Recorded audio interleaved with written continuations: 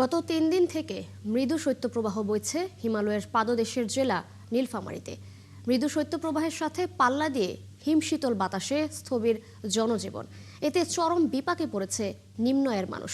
শীতের আরো খবর জানাতে আমাদের সাথে যুক্ত হচ্ছেন সহকর্মী বিজয় চক্রবর্তী কাজল।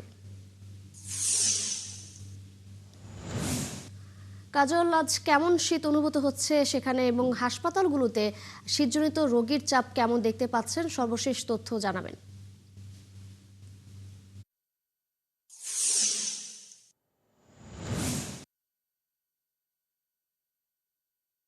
প্রথমে জানিয়ে রাখি যে আজকে নীলফামারীতে সর্বনিম্ন তাপমাত্রা রেকর্ড করা হয়েছে সকাল 6টায় 10.00 ডিগ্রি সেলসিয়াস, যা গতকালের তুলনায় আজকে 1 ডিগ্রি সেলসিয়াস তাপমাত্রা বৃদ্ধি পেয়েছে।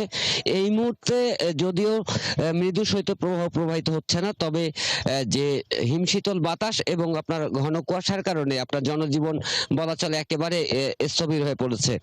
আমরা হাসপাতালগুলোতে খোঁজ খবর নিয়ে জেনেছি, সেটি হচ্ছে যে চিকিৎসকরা যেটি বলছে সেটি হচ্ছে যে আপনার যে শীতজনিত যে রোগগুলো, বিশেষ করে শিশু ডায়রিয়া, ঠান্ডা এবং হচ্ছে যে আপনার নিউমোনিয়া, এই সব রোগে বেশি আক্রান্ত হচ্ছে আপনার শিশুরা। যার কারণে চিকিৎসকরা পরামর্শ দিচ্ছেন যে এই শীতের কারণে বয়োবৃদ্ধ থেকে শুরু করে শিশুদেরকে একেবারে সবসময় গরমের মধ্যে রাখার তারা চেষ্টা করছে। এদিকে আমরা যেটি আরো তথ্য নিয়ে জেনেছি সেটি হচ্ছে যে এই শীতের কারণে আপনার যে সাধারণ মানুষ রয়েছে, যারা বিশেষ করে খেটে খাওয়া মানুষ, তাদের কিন্তু আপনার একটা চরম বিপাকে পড়েছে। কারণ হচ্ছে যে যেহেতু শীতের কারণে তারা কিন্তু তাদের দৈনন্দিন যে কাজকর্মগুলো আছে সেখানে তাদের ব্যাঘাত ঘটছে, যার কারণে কিন্তু তারা পরিবার পরিজন নিয়ে অনেক বিপদের মধ্যে রয়েছে। তিশা।